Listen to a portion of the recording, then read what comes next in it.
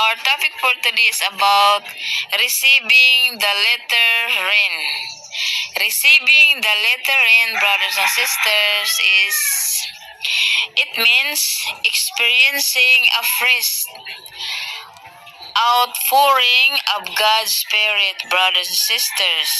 There are three types of receiving the letter rain. Number one, spiritual refreshing.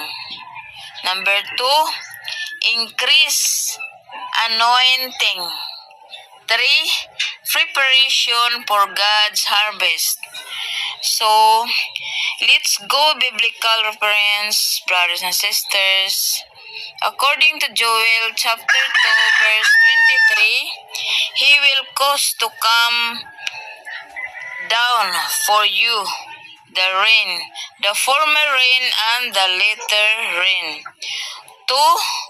Bible verse, Acts chapter 2 verse 17, I will pour out my spirit.